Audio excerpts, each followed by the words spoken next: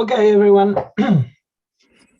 let's get started. So today we have a talk by Stephen Kell, and we will learn several things, I guess, about his approach to practical research on programming and this exploration and research of the territory that sits between operating systems and runtimes, virtual machines, I guess. So I think that this is a great opportunity for us small talkers to learn how active researcher and university lecturer perceives, uses, and enhances Smalltalk from his perspective. So, Stephen, the floor is yours. Thank you. I'll just share my screen. Can you all see my screen? Yes. Yes. Okay, great. So just for some reason, I feel the need to start a stopwatch. Thanks very much for having me. This is exciting. So without further ado, I need to start, unfortunately, with two apologies. First apology is that three apologies. One is my computer is very slow. Okay, there we go. I can actually see my first slide now. So I've been a little bit unwell the last week, so my talk will be slightly rougher than I would like, but I don't think it should stop us too much. So those are my first two apologies. My third one is that I'm not really a Smalltalk programmer, so I feel a bit fake talking to you all. But for me, Smalltalk is the place where I want to live. I don't live there, but I would love to live there. Hence this idyllic picture that I found. So I do a lot of programming, mostly in other languages. I do a lot of C, I do OCaml, I do Python, and I really feel the lack of a lot of things that Smalltalkers take for granted, like being able to make gradual changes, see live updates, be able to visualize things easily, be able to debug in a way that actually works reliably, lots of other things that I would really love to have, and I think everyone should have in their programming experience. So today I'm going to talk about three things. One is my slightly odd perspective on what I'll call progress in programming systems. Definitely not typical, and might be wrong, but it might be interesting. I'll talk a bit about some work I've been doing over several years now that's sort of following that arrow of progress, if it really is progress, and some work that I'd like to do in the near future. And I would be very glad to have your thoughts. In fact, that's not just for the final part. I'm always in favor of, if you want to interrupt me, ask a question, the best thing to do is just unmute yourself and ask. I won't be able to keep an eye on the chat very well, but if you want to just unmute yourself and interrupt me, that is always absolutely fine. So if I wanted to list what, for me, are these big ideas, these things I think should be very well established in all kinds of programming that I associate with Smalltalk, I came up with this list of 6 things. One is this idea that we have a very fine-grained decomposition of the state of our program, and it's somehow uniform in the sense that there's an abstraction that unifies all of it. So this is what, in a lot of Smalltalk literature, is sometimes described as the sea of objects, right? That is the state of your Smalltalk programming. It's a sea of objects, and each object is quite small. And there's this pervasive meta level running through the sea, right? For any object, I can ask it stuff, I can find out about its class, I can do various things to it at the meta level, and that is the source of a lot of power, right? One of the things that we get from that is being able to make changes in a very fine-grained way, a way that is supported within the system. That's this online change. Another is that we get to build graphical views on live state, and that fits very nicely with these preceding properties of having a sea of objects, having a pervasive meta level. And then there's the idea of persistence, right? If you have an image, then it sits there, and it will change if you change it, and otherwise it will carry on existing. And that's, again, very different from the way a lot of programs have to work in other environments. And finally, there's what I'm going to call approachability. Obviously, Smalltalk is called Smalltalk because it's supposed to be approachable to non-experts, to children, and so on. And that's something that definitely not all systems have. So these are for me really big ideas that should be very well established and sadly aren't.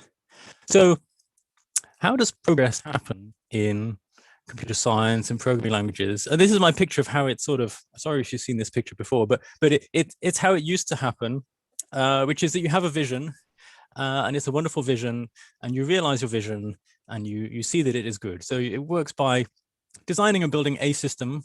The article is important. It's a discrete system in some way. And then you convince yourself it's good, and then hopefully the world will soon follow.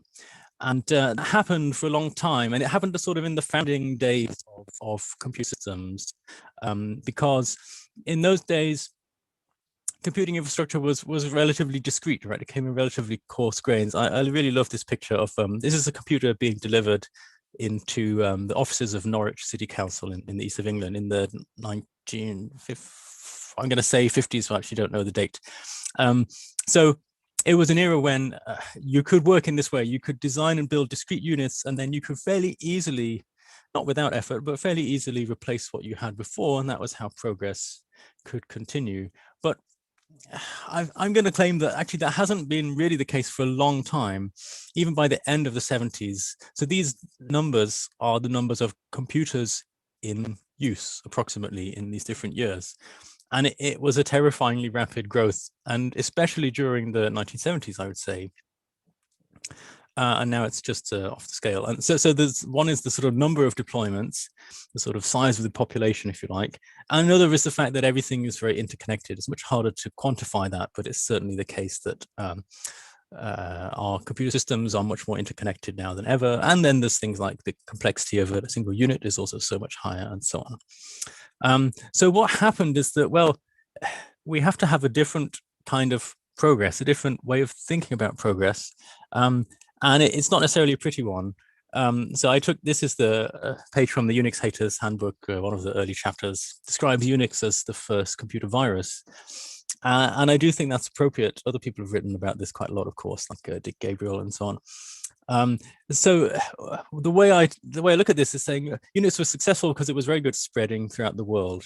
And it was an idea or a collection of ideas, or even an implementation is a kind of idea, I suppose, that can somehow infect a large population. It can infect some large number of hosts.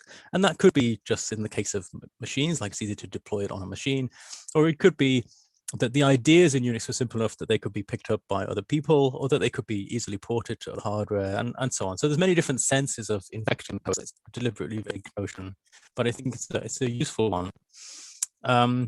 And this isn't really a criticism so much as an observation, but the Smalltalk school has been founded largely, or at least has leaned towards sticking with a more of a design and replace approach. Like, we build something beautiful, and we hope that people will pick it up and take it forward. So this little quote is from the Dave Unger and Randy Smith's paper on the history of self that was at the History of Programming Languages conference in, I think, 2007. And describing what they felt they'd ended up with towards the end of the self project, is to say, well, we built this self-contained system. It was our achievement, was a fully self-contained system with an elegant language, clever implementation, novel user interface, and we released it into the world. And then later on in the paper, there's a bit where they lament that, well, actually, we were disappointed that not as many people picked it up and used it as we would have liked. So just waiting for my next slide to load. So there's something about what's happening, and we see this with Smalltalk as well, where Unix being the super spreader that it was, it's ended up being sort of everywhere. I mean, even, every operating system in wide deployment is basically Unix-like, whether it's called Windows or Mac OS, whatever, it doesn't really matter. And what we see is that this Unix guy sticks around, and there's various sort of somewhat rotating assortment of these other guys piggybacking on the top of Unix. And that could be a more modern Smalltalk like Squeak or whatever. Or it could be actually any runtime system, any language. There's this sort of guest host distinction where we try and piggyback our new, nicer systems on top of this somewhat crusty old system that a lot of people love to hate. But there's something about how we've not done things, which is that we haven't really infected the Unix, right? We're just sitting on the top. We haven't really changed how the Unix underneath us works. That's what I mean by when I say cellular functions are unchanged.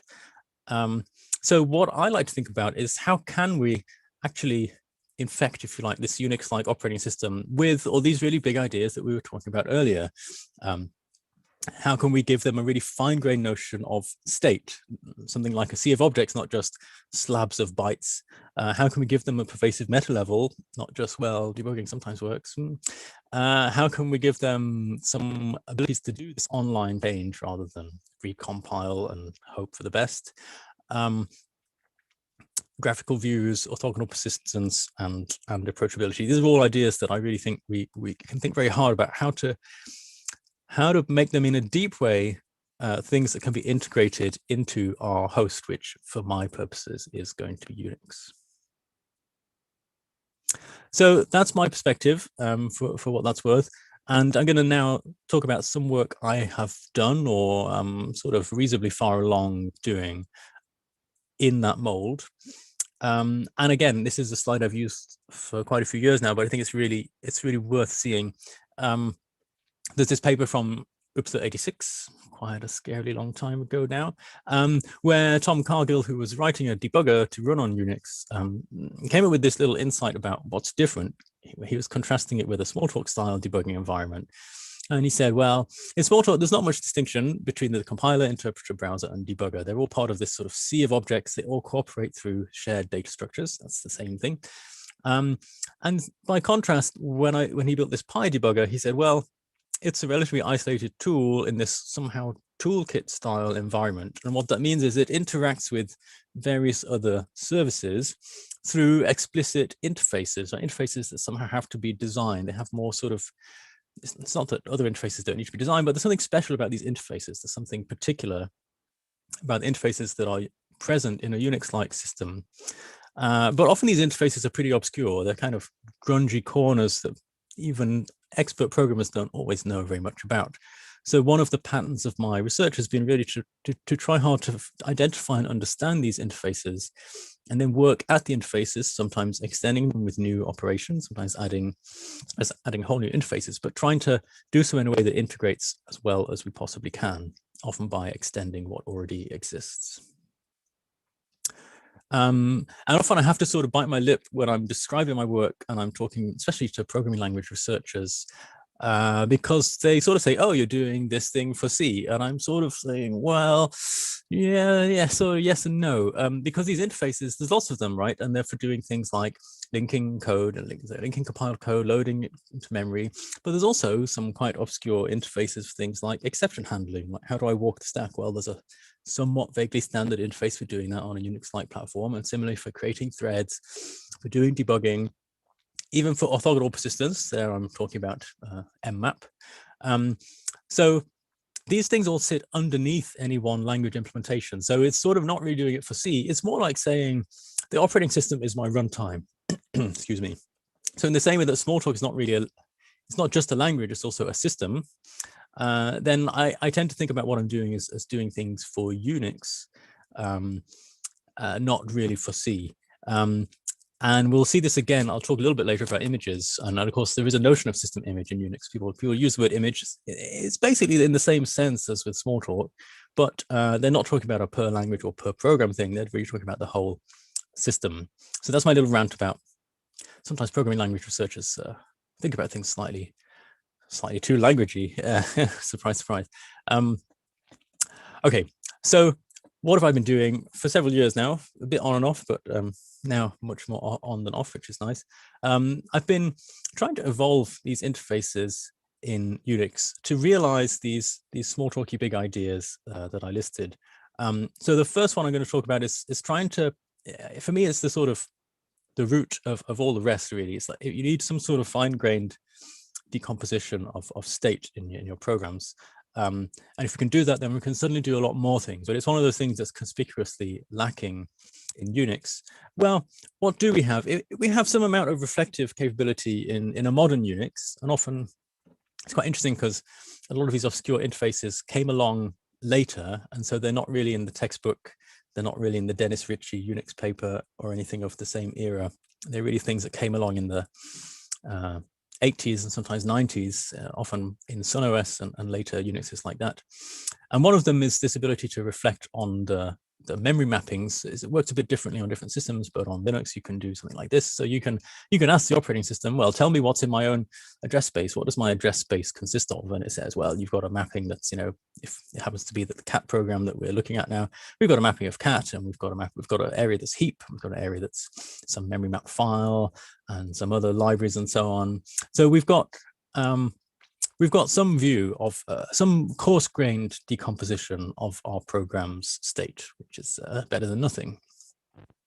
And we can look at this a little bit, and we can sort of look at the mappings and kind of group them together a little bit and see which ones are related to each other, which ones are basically the same thing. And suddenly we've got a very slightly higher level view, which is more like a sort of segment view, where each distinct color here is like a different segment of our memory, still quite a coarse-grained view of things. And we can then start to put them in a sort of structure. So let's imagine we've got our whole address space at the top, and then we can sort of divvy it all up into these different segments. And then we can think, well, what's underneath each one of these segments? So maybe we had our heap was one of them. And obviously underneath there is, lots and lots of small chunks that maybe have been allocated by malloc or whatever other allocators we have in our program. And then maybe we even have some deeper structure, like maybe we used a big chunk of malloc to parcel out some even smaller units. So we have this sort of tree that's not super deep, but it can be non-trivially deep. And at the very leaves of our tree, we have the things that our program understands, are things that we as programmers or even users of the program perhaps might recognize. So functions and variables, or maybe if it's a file, like a memory map file, well, inside logically within that file, there are smaller entities that are determined by the file structure and so on. And maybe we have our stack, and inside that there are stack frames, and then there are variables which are our actual local variables on the stack and so on. So we can basically conceptually, yes, sorry. Go for it. We are seeing a black rectangle on the right. Let me see most of your presentation, but there is a black rectangle sitting on the right side. Is that better? It's gone. Thank you. Okay, that was my Zoom. It was a Zoom window that I was hoping it would be clever. I presume that. I wanted to let you know. Oh, so thank you. Yeah, thank you. That's great. So we have this decomposition of memory, and we can even then say, well, at the leaves of our tree, we can talk about some notion of type information. So very much, this is a dynamic thing. It's saying we have a piece of memory can have a dynamic type or a class, whatever you want to call it, some sort of description that tells us what information that memory is holding, and something about what that information means. And for anything that is a leaf in our tree, we should be able to hang some type information off the leaf. So if you're wondering how this works at runtime, like how can we make this happen? Well, the short answer is it depends on which kind of tree node we're talking about. But if we're talking about a malloc heap, let's say, then what I've done in my runtime to realize this is to say, well, so here's a malloc heap, and these blocks here in the lower 2/3 of the picture are chunks that have been allocated in our heap. And I've just basically made sure there's a little bit extra space in each chunk, and I can stuff the gray areas, a little bit of metadata that I put in there, which is either type information or something we can use to calculate type information from. And in order to make this queryable so that I can ask for any object in my heap, please tell me what is your type, then I have this extra index structure. This diagram's a little bit old, so I have a slightly different way of doing it now, but it's a very similar idea. So we basically have added a little bit of extra structure transparently to the program itself. It doesn't really care. It's just doing mallocs and seeing his memory come back. We've added a bit of extra structure so that we can support some additional meta-level operations. We can have type information on our chunks and so on. And you might ask, where does the type information come from? Well, we can do debugging in this environment, and we do it by asking the compiler to tell us what's going on when it compiled the file. So if you compile a hello world program, you don't need to worry about all this. I know this is a lot of stuff on the slide, but the important thing is that there's a lot of information here. It's very fine grained. So if we compile a hello world program and then we dump the debugging information, we get an awful lot of stuff back. We get what address ranges particular unit of compilation covered. We have things about types, like we have integers that are 4 bytes and so on. We have pointer types, other base types. We have a program. We have a program with some stuff on its stack frame. So this formal parameter stuff on the right will tell us things like the local variable argc lives a particular offset from the base of the stack frame. That's this fbreg thing. So we get a lot of information out of the compiler. And this is really interesting, actually, because it's very different from a Smalltalk system. This information we're looking at is exactly one of the interfaces that Tom Cargill was talking about. It's a meta-level interface, and it really works by tools that are elements of this sort of conceptual toolkit, tools describing to other tools how they have done their job. So the tool is the compiler, and it's really telling the rest of the world how it compiled this particular piece of source code. And then how do we go from there? Well, it turns out that representation that I just showed you, or the binary version that's behind it, is not very good for runtime. It tends to come out with a lot of duplicates and so on, and a lot of stuff that we don't really need. So I post-process that down into something that I can load at runtime, and because it's deduplicated, I call it unique types. So this is just an example of the sort of metadata we get in memory with something hypothetical like an ellipse data type, which consists of a couple of doubles, and then another structure inside it with another couple of doubles. Well, it boils down to a few different types. I should have called the anonymous one point, I'm sorry, but anyway. So we can see that we have a thing called ellipse, and it has size and a number of members, and it's very interreferential because we record the fact that an ellipse starts with a double at offset 0 and so on.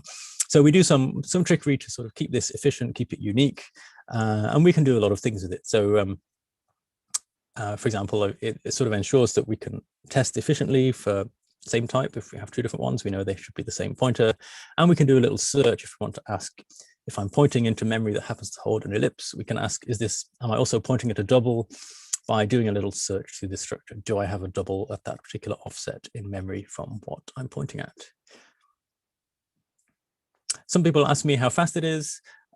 These numbers are quite old now, and they're definitely not the final word on how fast it is, but basically the second from right-hand column is the one you want to look at, because that tells you how much things slow down if you have this stuff turned on, but you don't use it for very much. And the answer is mostly it doesn't slow things down very much. And even the ones where it does, I think this is basically still quite a naive implementation. So the only ones where it really messes things up are these 2, GCC and Perlbench, and that's because they have their own funky custom allocators, and I have to fall back. I can still deal with those, but I have to fall back to quite a naive, generic approach to tracking those allocations, which is, I'm sure, could be made faster than it is, but it was a thing that is not so far very prioritized. But if you're just doing a malloc style heap, and obviously there are other allocators, there's always the stack allocator, and the dynamic linker is basically an allocator, the allocator of static storage and so on. So some people have different attitudes to these numbers, because people who compiler people are like terrified. It's like, what, you're going to slow things down by 5%? Well, I don't think that's necessary. I just think it's how things came out in the implementation as it currently is. But in principle, I think basically these numbers can be reduced to very close to 0.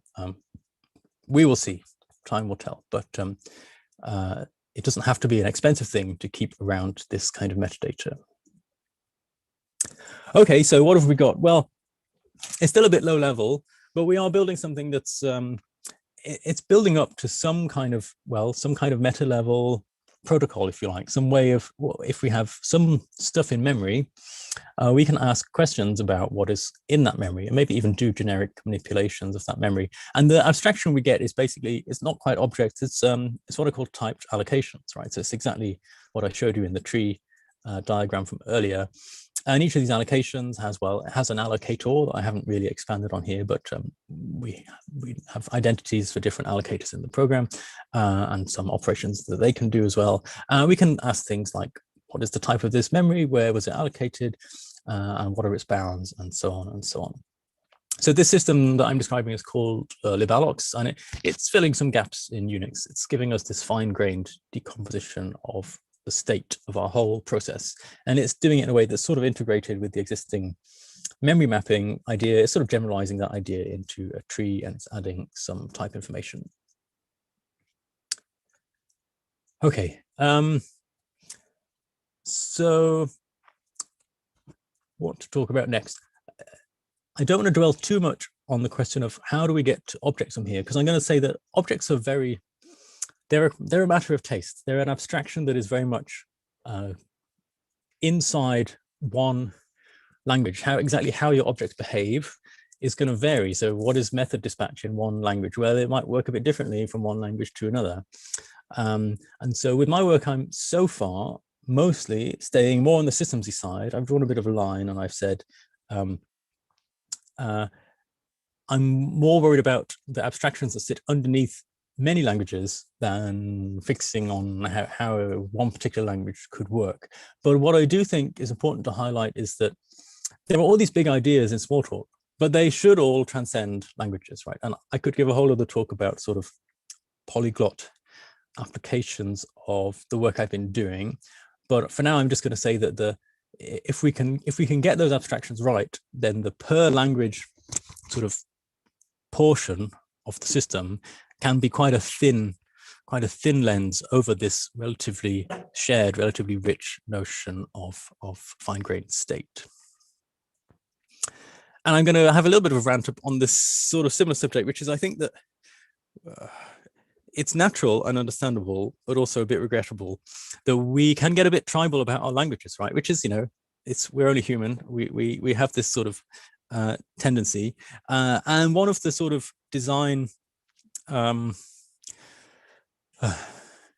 going to call it a bit of a trap. One of the design traps that comes up is we have to always have each language has to have its way of doing blah, whatever blah is. Could be, you know, build, or it could be source control, or it could be persistence, whatever. And I think this is what I call island thinking. It's sort of nice to have your own way of doing things, but it's ultimately counterproductive. And so I'm always looking for ways to isolate these good ideas in a way that they can be set free into a wider context. And of course, that's why I'm big on pushing things down where we can into the Unix level. And this ties back to the progress idea from earlier, in that I do think it's one of the sort of survival characteristics of Unix is that it has been good at tolerating pluralism, right? So we've seen when I had the picture of the guy one on top of the other, and we said, well, the guy on top sort of comes and goes, or there might be many of them, right? It's very good at tolerating these many different systems sitting on top of it. And the thing I showed you with the debugging information, where I said the compiler is describing its work, it is one of the keys to this, right? There's a recipe for pluralism in that, which is that we have a very explicit outward-facing meta level, right? We're saying we're allowing implementations to describe themselves, and that's kind of the converse of, let's say, or any language virtual machine. The way language virtual machines do debugging is to say, well, we have a debug server in the VM, and you talk to it over a wire or whatever it is, and then it knows how objects are laid out, and no one else knows how objects are laid out. So it takes on the whole responsibility for doing that, and that sort of means that you get the features that the VM can provide for you, but it's quite difficult to add other features. Whereas with Unix, it's totally the opposite. We're saying, well, we're just going to describe how this implementation works, and other tools can just kind of pick it up and do whatever. Obviously, that's an ideal. It doesn't always work very well. It can add to complexity. But that's sort of a contrast with some of the approaches to so I took this line, it's not a snark intended, but one VM to rule them all, which is a sort of motto of the Graal VM effort Oracle, which is an amazingly clever system that's achieved some incredible things, but it's a very different approach to the one I'm taking. I sort of think that one VM probably never will rule them all, so we should design around having lots of VMs, which is, yeah, people can disagree with it, it's fine. Okay, so that's I've sort of showcased my fine-grained views of state and roughly how that works. And there's a lot of things we can do with that. I'm not going to spend too long. I've listed 3 applications that are things I've worked on at least a bit, sometimes quite a lot. I'm just going to dangle them in front of you and give you a reference where you can find out more. So one of them, this is actually quite exciting, and it relates to the polyglot thing that I was talking about a second ago. So although I haven't gone as far as building a whole language implementation on top of this abstraction that I've been talking about, what we have done a little bit is work on basically getting rid of FFIs, right? Forward function interfaces. I don't think anyone wants them to exist. I think they shouldn't exist. No one, I mean, they're terrible for programmers because no one likes using them, and they're terrible for implementers because no one likes to provide one, and so that's why they end up being so terrible most of the time. So if we have implementations that are describing themselves proactively through interfaces like the debugging information and so on, then we should be able to just basically program quite naturally in the language you're using and happen to have that code dispatched against external objects, because we've got descriptions of those objects. We don't need to know ahead of time. They don't need to be in a format that we understand. So I had this very, very bright student, Guillaume, do this project over several months with me when I was at Kent a couple of years ago. And this is only a workshop paper, so there's a lot to do to turn it into a really nicely finished evaluated artifact. But he was doing it with Python and basically produced an extension of CPython that could provide a very, actually surprisingly natural experience of manipulating native data structures, but in writing Python code using the only lightly extended CPython virtual machine. So I'll dangle that one, and I'll dangle another one, which is my longest running project probably, which is a dynamically safe implementation of C. So what does that mean? Well, we can compile our code, and then if our C code does something that is, formally speaking, undefined behavior, something bad like accessing memory with the wrong type because we cast a pointer to the type that it actually isn't, then we get a clean error message rather than a nasty segfault. So it's a tool that's, you can think of it as a tool very much reminiscent of a Valgrind tool, but it's working totally differently, right? It's not a typical binary analysis tool that doesn't know anything about the memory. It just sees the binary level execution of the program. It really does know all this stuff. It has this typed allocation model. It has runtime type information, and it knows about the allocators in the program. It also happens to run a lot faster because it's not working by binary translation. I've done a little bit on garbage collection. I have a student working on that at the moment, actually, but a bachelor student, so keeping expectations low. But that's definitely a thing that at some point will get done. So that's one flavor of work, is expanding our interfaces so that we have this fine-grained view of state. There's another, which is, you could say, well, these effective interfaces, are they really up to the job that we want if we're implementing a high-level language? How reliable are they really? Well, yeah, good question. Sometimes not as reliable as we would like. So if we want to be able to walk the entire call stack, what if we want to be able to see all the local variables in my program? What about everything that's in my registers and on my stack? Does it actually describe all of those things? Can I tell pointers apart from non-pointers, which is very useful? Well, in general, no, but not for any big reason. It could do. And so there's some interesting work to be done on improving this reliability. So this is a paper from Uppsala a couple of years ago where we did some work on this for the stack. So there's a particular portion of the dwarf debugging information that is used to walk the stack. And that's also used not just by debuggers, but also by, for example, exception handling in C++. C++ runtime will walk the stack using this information. And it turns out it's quite slow and it's sometimes wrong. So we built some tools. Sorry, I flipped ahead too soon. We built some tools for checking it and actually for synthesizing it, because it turns out you can recover it from analyzing the binary, which is a bit surprising, and it's not true in general of this information, but for the stack frame information, barring some hypothetical bizarre cases, it actually is possible to synthesize it. And the other thing we did was compile it so that it could actually, rather than being interpreted at runtime, it's kind of like a bytecode that tells you how to walk up one stack frame at a time. If you compile that information, which we did ahead of time, then you end up being able to see some quite big speedups if you're in a workload that is intensively walking up the stack. But there are still problems. I mentioned that it would enable so much useful stuff in terms of garbage collection and dynamic update and various other feats of dynamism if we really knew where all the pointers were. And currently we can't quite do that, because so this code on this slide is a dump from an experimental tool I was working on a while back to try and dump all the pointers that might be on the stack or in registers for every range of program counter in some chunk of compiled code. I try and get as much as I can from the dwarf information about what is on the stack. And there's sometimes little gaps. There's sometimes things where, well, that part of the stack, we just don't know what's there, because it's normally something like there's a temporary and it might be a pointer temporary that the compiler has generated. The temporary, the compiler thought, well, it's a temporary, so it doesn't have a name in the source code. So someone debugging doesn't care about that, right? Which is obviously wrong in general, and it's wrong for debuggers too. But it really hurts us if we're trying to use the information for this purpose. So current compilers do have these gaps, and sometimes they have bugs, right, where the debug info is present but just wrong. So the good news is I'm hoping to be able to do some research very soon. I'm expecting some good news about a grant proposal based on nice reviews. Expecting some good news about that next week. So doing some work on testing compilers and testing the debug information that they generate, and maybe even synthesizing it in some clever ways that you can ask me about. So there's really interesting work to be done in making these interfaces robust. That's another flavor of things that I'm embarking on at the moment. Okay, so we're on to the last bit of the talk, which is some work I really want to do. And this is much more speculative, and it's much more facing users, facing human beings. It's less down in the depths.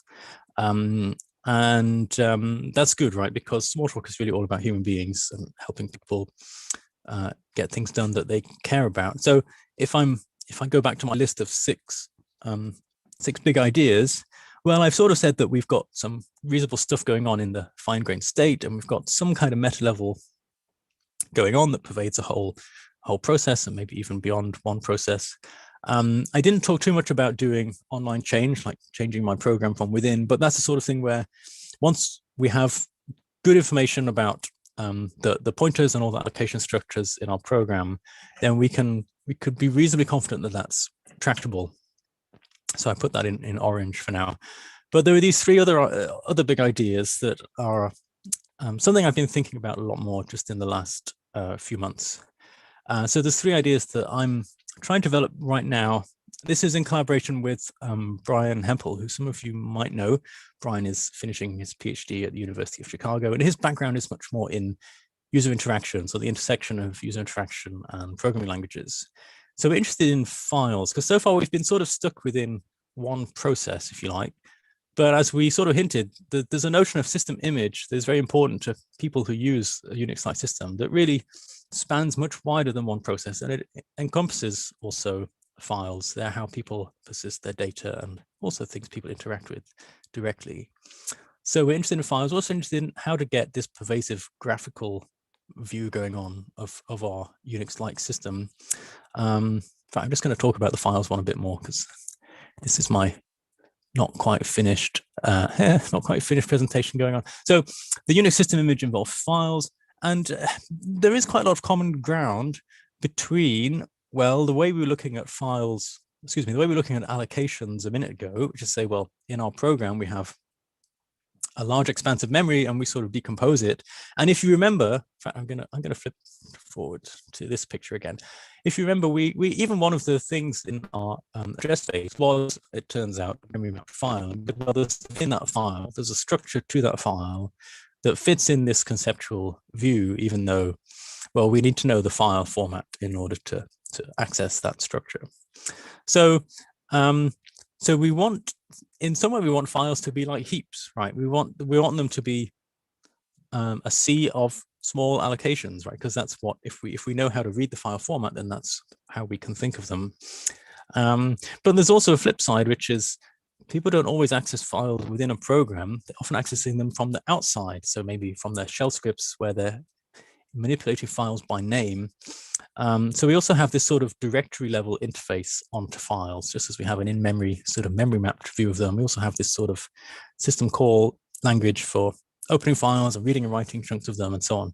So we also want to create a view of files from that direction. So I'll expand a little bit on that in due course. And once we've got that, once we've got this sort of view of data, whether it's in memory or on disk, we have these interfaces onto that data, then we can start to ask questions about, well, how do we produce a graphical view of that data? How do we sort of stick to this theme in Smalltalk, and actually especially self, I have to say, which is really, because obviously self originated the morphic system, and that's one of the most impressive sort of demos for me of how to actually manipulate data graphically. It's a very powerful idea. So something about having live views of our data, of arbitrary data, rather than what I'm calling the dead dump of the Unix terminal. And I'll expand a little bit on that. And as you might expect, if we have a meta system running through all this, we have ways of then generating a graphical view and hopefully keeping it quite highly integrated with the actual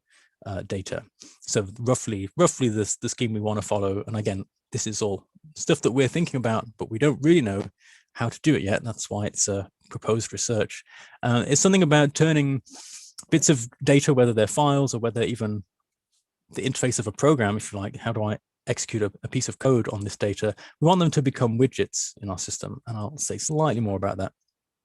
And the final idea was this idea of making programming approachable, right? Not everyone is a programming wizard. And we're quite interested in this idea of notebooks in scientific computing. We want to borrow the good ideas from that.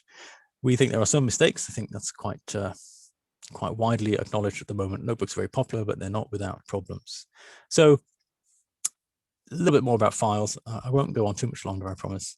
But this file memory divide that we have in Unix is really bad for everyone. We don't want this. We want something much more, so I suppose, like Smalltalk image, right? We want persistence to be there, but we don't want to have these different kinds of objects, some which persist, some which don't.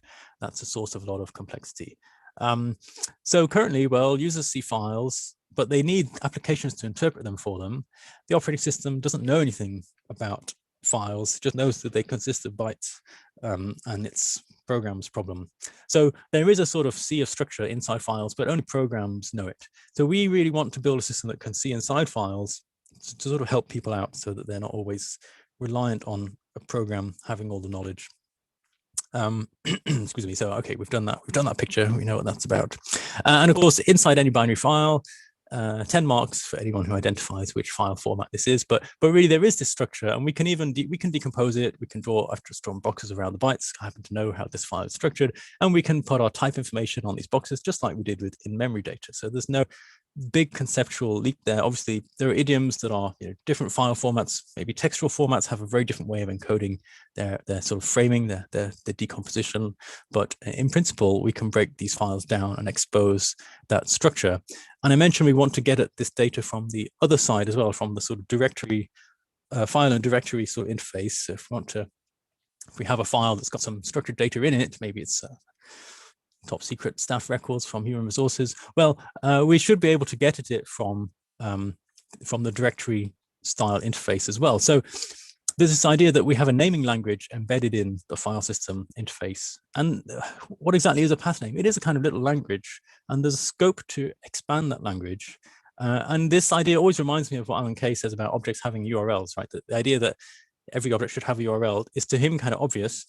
And this is a very similar idea, which is saying every small piece of data should be nameable within the wider system. So that's something that we're thinking about quite a lot at the moment. And of course, it's not a new idea. So this is a paper from a workshop a few years ago that I was on PC4, Sound de Refusé. And again, this is Raphael Wimmer from Regensburg in Germany. And he's made the same observation. And again, he's coming very much from a user interaction perspective and saying, wouldn't it be great from a sort of learnable, tailorable sort of approach to systems if we could get at the data inside files at a much finer grain just through the normal file system interface. So that's something I'm hoping we can achieve. And I should have said one other thing, which is I showed this to someone a few weeks ago, and they were quite worried about, oh, this is going to go incredibly slowly because you've got all these, you've got these kernel crossings because you're giving these path names to the kernel and coming back out again, and it's going to be very slow. But actually, in Libalox, we're already doing quite a lot of heavy lifting to intercept system calls and basically sometimes insert a bit of extra processing. So we can, in principle, interpret this little language largely in the user process, so without a performance penalty of the kind that this person was worried about. So I thought I'd throw that in there. I'm going to skip very slightly forward because I think I've probably been talking long enough. I'm just going to say a little bit about the live graphical idea. So terminals are unfortunately, we often use them. I certainly use terminals a lot, but I really want a much more live experience than I'm getting from it. So this is, I dump some data to my terminal, and what I get is a dead snapshot of that data. At the moment, this is what the data is, but then maybe I want to visualize it a certain way. Well, what do? Well, I generate a dead scalable vector graphic of this dead snapshot of that data at that particular time. But again, if we have some insight into the structure of data, even at quite a fine grain, so like inside this tab separated value file, then we could create a live view. It could even live in the terminal. So exactly how this should work, again, we don't quite know, but we're thinking about it quite a lot. Having a live updating view of this data in the terminal. And then you have the question of, can I manipulate it directly by sort of poking the terminal, or maybe poking a graphical application, or programmatically, which is the classic sort of Unixy way to run commands over your data. And we really want to have both available at the same time. So that's something we're thinking about quite a lot. There's a lot of good ideas to be mined from Self and Morphic and various other systems in the general Smalltalk universe. We're extending our meta system to files and programs, not just in-memory data. That's sort of an anticipated evolution. And we want to really generate these widgets using our meta level. That's part of our thinking at the moment. And finally, we're quite interested in notebooks, as I mentioned. So this is just a demo picture of a Jupyter notebook. I think in general, scientists are potentially good. I'm talking about parasites again. The idea of virally infecting a population. I think I often think about who will be a good early adopter for some of these ideas. If I built a system that can add some abilities to Unix, who might I want to be the people trying it out? And I think because scientists often working with files, data in files, they're throwing around spreadsheets and so on, and they're running their scripts to process data and plot things and so on. There's a big visual element, which I think makes them a good audience. And they're generally smart people who really want better tools, are not afraid to be adventurous with that. Notebooks, I mentioned, have some problems, but we're quite interested in them. And notebook-like widgets, so a way of realizing the notebook's affordances, but using our widget system and our files as directories system is something that we're thinking about quite a lot. It's a dog fooding style approach to building something that might one day resemble a notebook, but hopefully fixing some of the problems. And in particular, the Unixy way of doing reversible debugging is to do a kind of record replay of your process. And there's some really good, particular RR, the system from Mozilla is now quite impressively good. So we're quite interested in using that to improve the reproducibility of code that is embedded in notebooks. Okay, I mentioned that I'm basically trying to build a little bit of a bigger circle. If anyone's interested, I'm looking for a PhD student. In general, I'm interested in working with people. It could be many different ways. These are people I've worked with in the last half a dozen years or so. Brian on the right-hand side is who I mentioned we're working on a proposal with. And we're actively looking for industry partners. If the ideas here sound interesting to you, there's lots of different ways that we could partner on this in mutually beneficial ways. So in general, I'm trying to move a bit more. My earlier work was a bit more rooted in formal methods communities, and now I'm much more interested in sort of human beings and trying to apply this stuff to things human beings actually use and might benefit from. Okay, I'm about finished. I'm just gonna, there are my credits for some pictures I used, and I'm gonna recap by saying, my work is really about sneaking in these big ideas that can be found in Smalltalk, trying to find ways to sneak them in to Unix. I've got some reasonable starting points, and I'm now trying to branch out to find user-facing scenarios that make them work well. All right, thank you for listening. I've gone on slightly longer than planned, but I hope it was interesting. I'm really interested to talk to you all about whatever it is you would like to talk about.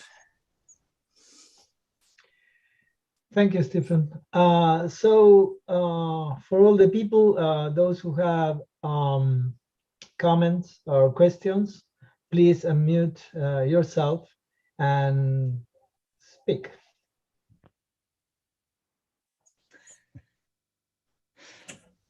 Yeah, thank you for that. That brings up a lot of, history and so forth. And I think of Wade's common Lisp and generating S-tabs and debugging at a low level and like that.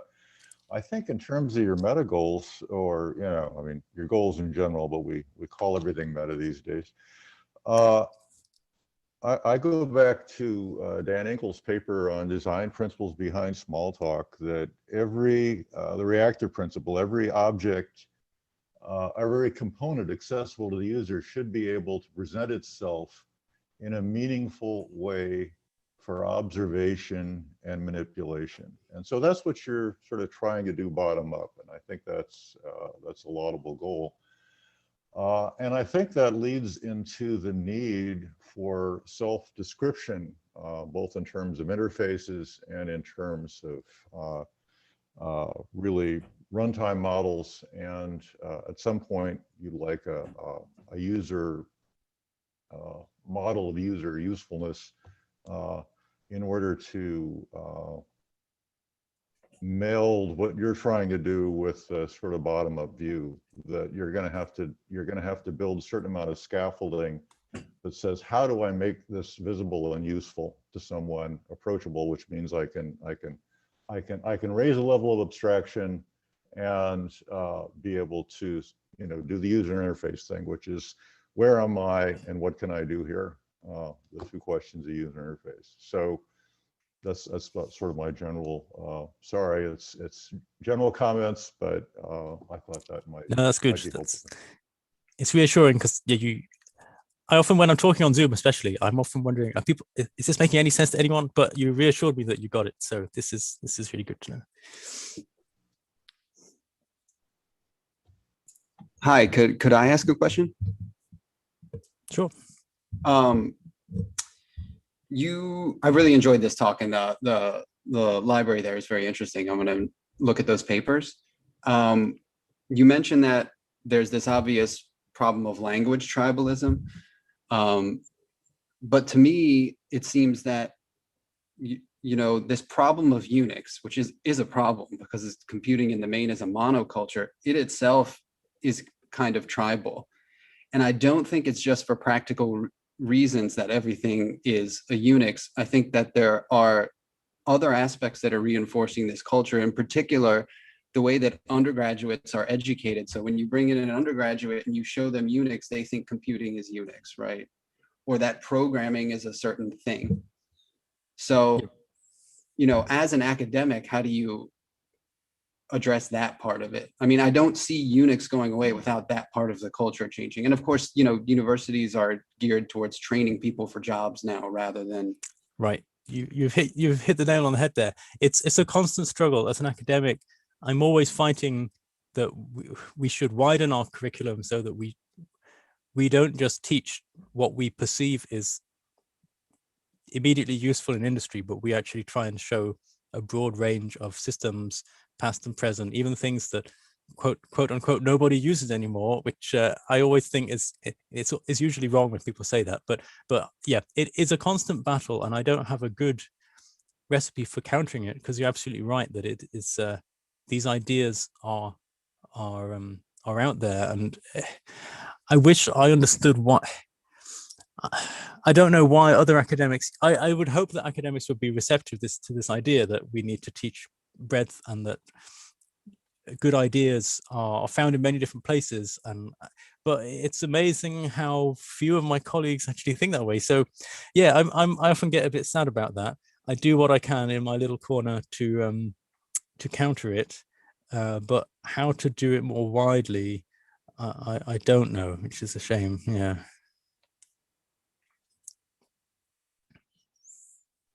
There was a very interesting talk by Professor Wang Fu of Virginia Uni last week at the Open Power Summit. And he teaches system approach to computer architectures, and he has an interesting insight that this is because of we previously didn't have access to teach the whole thing as a whole, because we had compilers that were closed source, and now we've got GCC and we can teach that, but we never had before just recent years with RISC-V coming into the play, and open power, and well, with MIPS, it's a bit of a disaster happening there. that it's only now that we can teach the whole picture of things, and I think if you go watch his talk, I think it's already on YouTube. But it was about a week that conference happened. Is that you cannot really address that in isolation without addressing the problem of, well, how do you incorporate into the curriculum chip design and ISA design and, you know, the whole architecture design and that sort of stuff.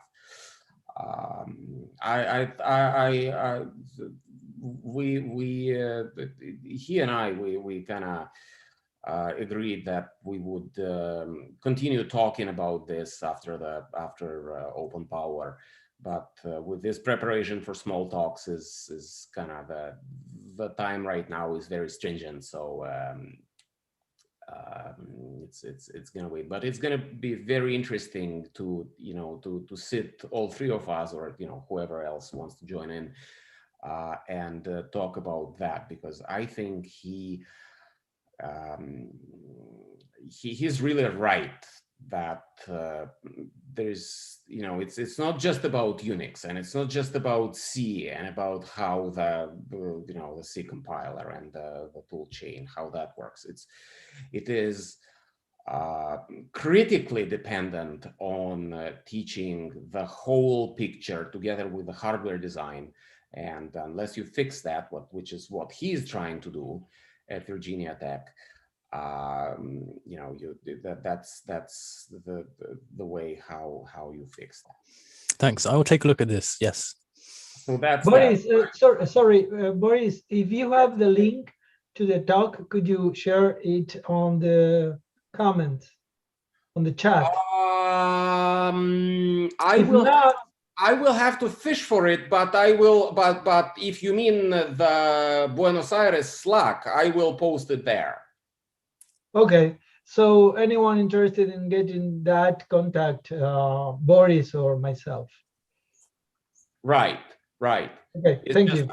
I even feel guilty in front of Professor Feng, because I promised to him that I would write to him and we would take the discussion offline, and he was very interested in communicating with us in terms of, you know, with small talk and what we're doing, and I just disappeared because of, you know, preparation for small talks and all this. Leandro, may I ask your permission to throw a few other ideas up in the air, because this is small talks and not just normal Q&A, or do you want to keep this to strictly Q&A for Stefan? We can do that later, but right now we have Alvin who has raised his hand. So Alvin, please unmute yourself and ask.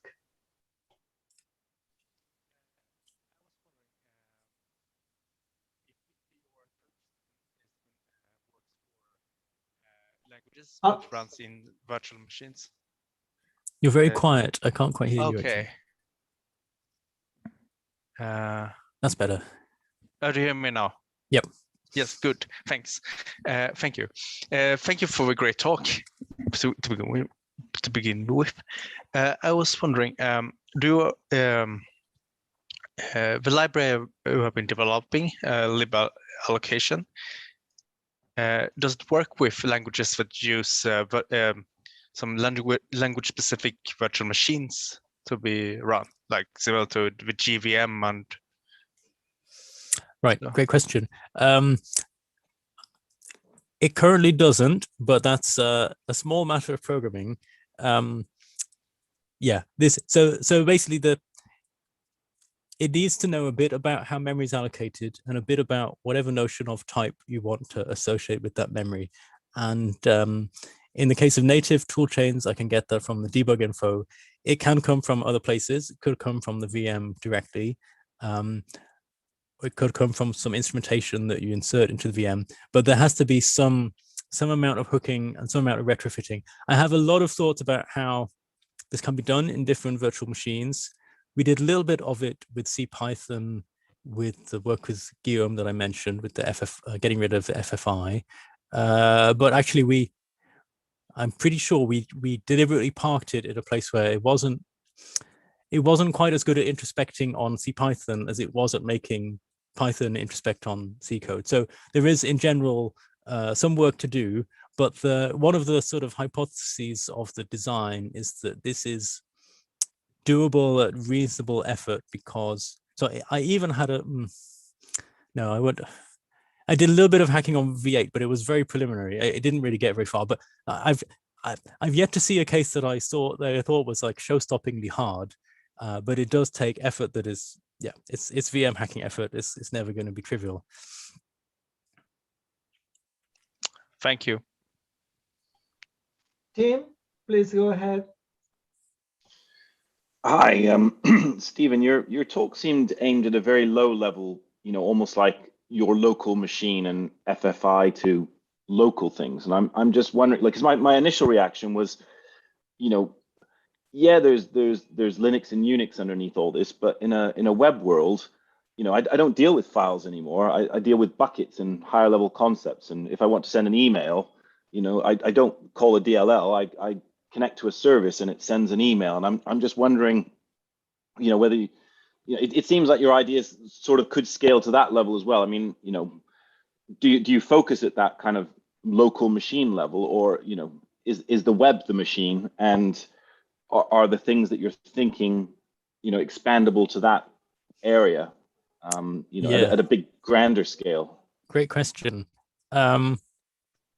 So like you anticipated, I believe that they are, but obviously there's a lot of work to get there. So, I mean, if we think about the example you gave about talking to a server, so sending an email with some kind of wire protocol, where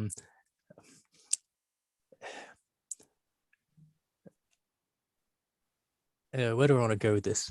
Basically, to me, that's the next step after file I/O, because it's kind of a form of file I/O, but it's another step down the road. Yeah, I suppose so. In terms of a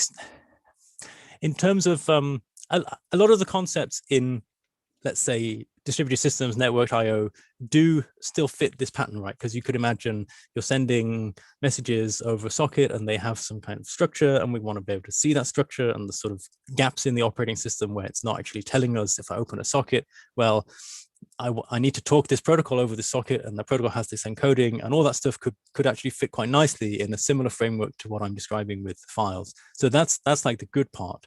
But obviously, once you're talking over socket, then you have state on the other end of the wire that is totally not within your domain in the system. In the same way that if I write a Smalltalk program and I'm talking, I can still be talking over the network to some other thing. Now, you could argue, well, Smalltalk is really good because it actually remotes. It's an abstraction that remotes itself a lot better than let's say just plain old memory. Like passing messages is kind of a metaphor that maps quite well to the network. I haven't really gone very far in that direction. So I see some ingredients that would transfer and some things that just need to be thought about afresh. That's the not very satisfying but honest answer. Cool. Yeah, no, there's lots to think about, isn't there? It's mind-blowing. Yeah, thank you. Is there any other question or comment? I'm sure you're aware of this, but again, an attempt to raise the level of things to RESTful computing and reactive design and those sorts of things. There's a huge amount of literature out there, and you might think of doing something the other way around, is trying to grow with an ecosystem like the RISC-V or something that's RISC-V and ARM based, where you're starting with a simpler system.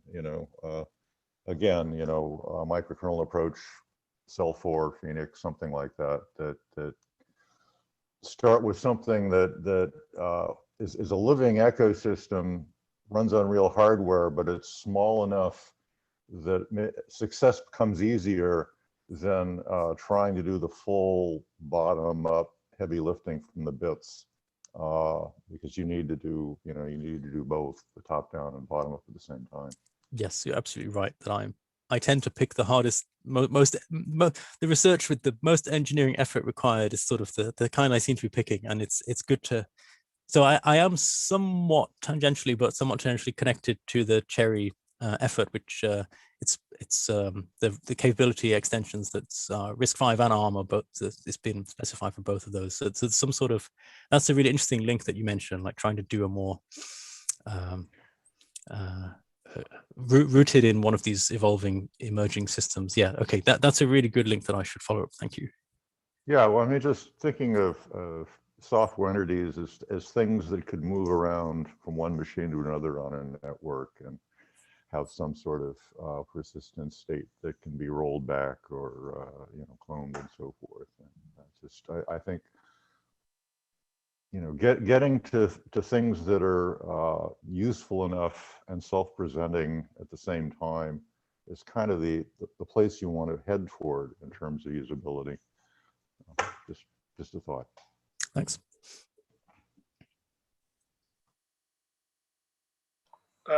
About prior art, I'd mentioned that I sort of worked on similar things in 83 and 87, so I was very interested in your presentation, compare what I did back then. But you were talking about being able to understand files better. That's something that the Macintosh, the original Mac OS did.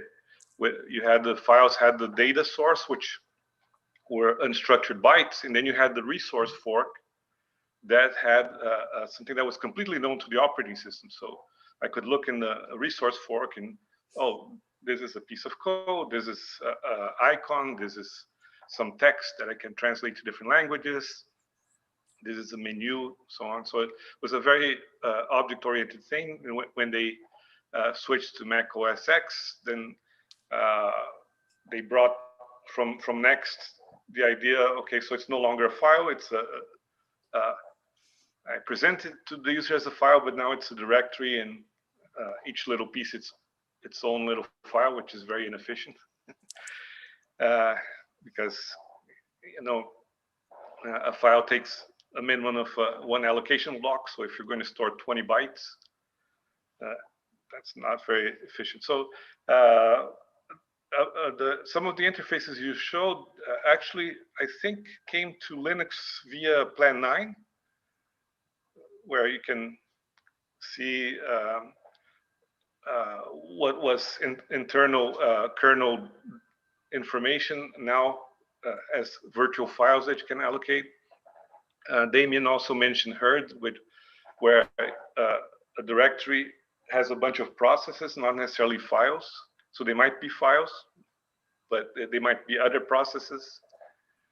So, and you were also talking about making the user interface more notebook-like, more live. A good example were the Lisp machines, which had a command line where you type stuff, but the results were live objects that you could click with the mouse and do stuff. So I've never used it myself. I've only seen demos of old Lisp machines, but it sounded a little bit like the stuff that you want to do. So there's these old projects. So I think that the fact that other people have tried shows that you're going in a good direction. Right. I mean, you could argue that something went wrong and suddenly they somehow didn't win, and that's like a bad sign. Sorry, that's because I'm a very pessimistic person. Yeah, there's definitely a lot of overlapping design space, and there's a lot of prior work that's done things like this. One of the patterns that I think I don't want to blanket all prior work with this comment, but I feel like this idea of pluralism, like there's more than one way to sorry, my brain is fading because it's that time of the evening.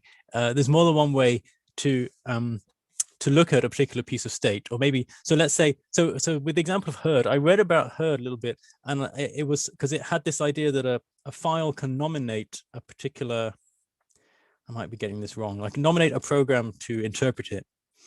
I feel like that's kind of useful, but it's better if the user can say, I want to use this program to interpret this file. You see what I mean? So it's like it's leaving us the space open so that there can be many different ways of interpreting this data. Is sort of the design trick that is easy to miss, right? Because you can say, well, obviously, you know, it's this kind of file and it wants to be looked at this way.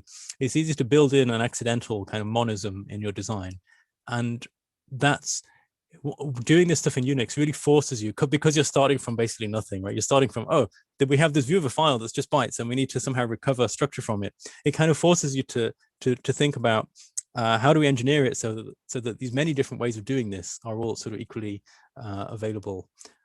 That's just a random thought about, you know, it can't possibly cover all prior work. And there's always, I know a lot of the systems that you mentioned, but I probably don't know as much as I should about most of them. So yeah, it was a perfectly valid and good comment to make. Thank you. That's just my little reaction about sometimes the pluralist thing is like the hardest thing to get right and the most Unixy thing, if you like. Another thing, you were talking about not having a single VM for everything. So in the 90s, there was this effort called the Object Management Group, the Corba protocol. So the idea is that each computer would have its own VM, but as long as they can talk to each other, send messages to each other, which is sort of what LNK always advocates. You don't have to have the same thing on one side of the conversation and the other, as long as they can talk. So that also, it's still around, but it never caught, another thing that never caught on. It's very, very, very niche.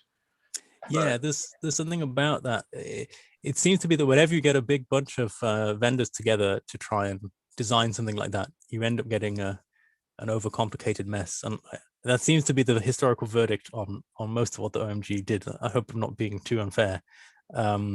So there is something about, I don't know whether is it about being led by implementation? I don't know. Maybe that would help rather than being led by a sort of giant specification. Yeah, there's somehow some tactics necessary in how to grow a thing like this such that it will actually work for people. And it's very, yeah, I don't think it's well understood, although people who are old and wise probably understand it better than I do. Javi? Unmute yourself. Yeah, I think it was Tim before me that he raised his hand. I don't know. No, Tim left his hand. Oh, okay. On, So but I think he already asked the question. Okay. Yeah, I have a small question. At the end of your talk, you talk about scientific computing and so on. I wonder if you know who are thinking about these things right now or publishing, and if so, where, right? You mean specifically in scientific computing? Yeah, here in the, let's say, programming language community are thinking like the scientific community is using a lot of programming. So yeah, the thing. So there's quite a lot. So I'll answer a slightly different question first, which is the person I ask when I want to know about something that's happening in the scientific programming community is Conrad Hinson. I don't know if you know him, but he's incredibly knowledgeable about both programming, and he is a computational scientist himself. So he's always got something right on to say about any given development in scientific computing. Yeah, he actually, yeah, when we presented this work at the Salon de Refusé about this thing, right? And he was the first person to contact me about this. Yeah. He's very interesting. But then in the PL world, there are people. So one of my former colleagues at Kent, Dominic Orchard, is quite involved in scientific work. Then there's people working on R, like Jan Vitek at Purdue, doing a lot of work on the kind of what kind of code do people write in R and how do they need these features and so on. There are quite a lot of patches of work. I'm sure there's more than I'm blanking on at the moment. But specifically on the things I was mentioning, like interfaces for accessing data and building graphical widgets and so on, I would actually love to know if someone here knows who is working on that stuff, I would love to be connected to them, because it's an active thing for me at the moment. Okay, well, thank you. Boris?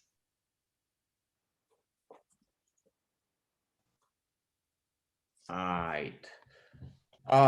Yeah, speaking about this view of things and how you make sense of what's in the memory, which is just sequence of bytes, or making sense of files. I think there is now interesting progress since since I got interested in the question in the 90s, when I was joining OTI, and at OTI we always had this dream that kept repeating and repeating about this universal VM, right? So that you have one VM for all of them, Smalltalk, Java, and so on, right? And on top of that, you have this interpretation of things, and now it's repeating itself again, the same guys. With OpenJ9 on top of this universal OMR VM building substrate.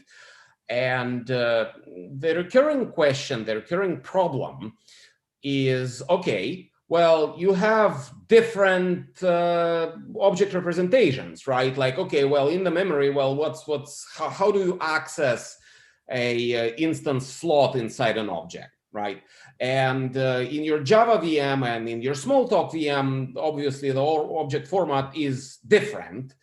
And the question that was the $1 million question always is, how do you describe to this universal VM level what is happening in your language VM?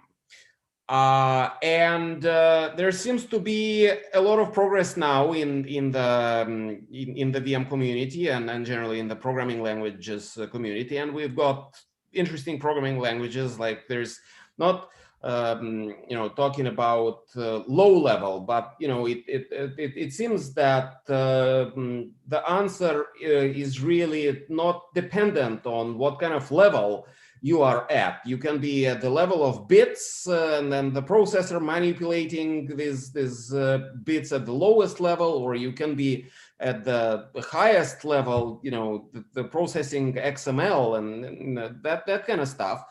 There are interesting languages, for example, this Boomerang bi-directional programming language, if you heard about that. It goes back to databases, right? Like relational SQL, right? So you have a table which has a lot of complexity in it, and there are many fields, and you say create view because I'm only interested in a few fields, right? And then it just projects the data in the table for you and creates the view. And what you can do is you can actually say update view where, I don't know, name of the person equals this new name. And the relational database knows how to just update what's needed. And there is a whole theory about this. This is called optics. And I think the real problem, why this problem was thought as extremely hard, or if not unsolvable before, is because we were rooted, we were rooting our thinking in what I kind of dismissively call pointwise computing. Well, Leandro is a master of putting things nicely. He calls it Mathematica Classica Bourbakista. But the thing is, we have much more powerful mathematical tools, and specifically for this problem, we've got Tambara modules in category theory, which it describes exactly this problem. And it turns out that this optics is actually exactly the same mathematically as separation logic. So this is going to formal methods, right? So when you're trying to describe formally the correctness of something that manipulates data destructively, because what we do is, oh yeah, functional and all that, but the reality is at the end of the day, you are destructively manipulating bits in memory. And you've got problems with what do you do with concurrency? How do you decompose in the presence of the frame problem? It turns out that these two areas of problematics are exactly the same. They are exactly the same problem, and so that's something that. I mean, I don't know how much interest it is, but I submit that perhaps the solution to this this problem that we were talking about, like how do we decouple the problem of viewing, and then you know, when we say live objects in Smalltalk in the inspector, you don't only view at things, you can change them right on the fly while the object is live, and you don't want to be destroying everything else. You just want to update what you want to update through the view. It looks like the last 5 years we've seen that problem, you know, well, that has been closed, and it's a small matter of programming of, you know, implementing this in Smalltalk, and I will be showing you later in this year's Smalltalks what code I wrote in that. So that's one thing. The other thing I wanted to say is we were talking about this. We have to be able to access everything in the system. I submit that we are missing the elephant in the room, because the most important object is actually the overall structure or overall meaning of what is happening in the system. And that happens completely outside of the running runtime. That is, like, if you look at the JIT, like if you look at COG source code and you look at any of the concretizers, sorry for talking about my personal, you know, pain right now, being that. But if you look at how you compile this RTL tile down to processor instructions, well, you will see a number of things, how you actually encode, how you take this bit and this bit field and this bit field, and how you OR them together, and how you place them onto the code stream that you are outputting. What it is not telling you is why the whole construction works, right? It does not exist anywhere on paper. The programming construct that the programmer had in mind, right? And this is the most important thing, right? And it goes again back to the formal aspects, and why actually it is the Ouroboros again, right? This snake that bites its own tail. When we are talking about the human user, well, actually, I am missing in the typing information, in the information that is describable to me in the debugger. It is not present at all. What is in my mind, in the human mind,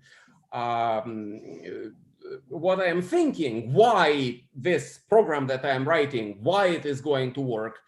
It's completely missing. There is no computer representation of, you know, so what I have been trying to do for the last 10 years is using formal to express these conceptual things that usually are thought as, well, they're too high level to be expressed in the machine. But you can, I mean, that's the whole point of the formal methods, that you say, okay, well, here is proof that the program actually works, right? And then these are, because they're actual objects that live in memory, and then you write your debugger in such a way that this is an actual object that exists in memory, and the debugger can explain to you not only what these particular bits, what they mean, but also why this program actually works, right? Like if you've got index out of bounds error, the type is not just what we say, you know, in the C sense, well, it's an integer, right? But a more refined type, which includes also the explanation of why this pointer that I am just about to dereference, why I know that it points to mapped memory or valid memory, right? So, Boris, we all appreciate your passion and knowledge. I will take the opportunity to invite everyone.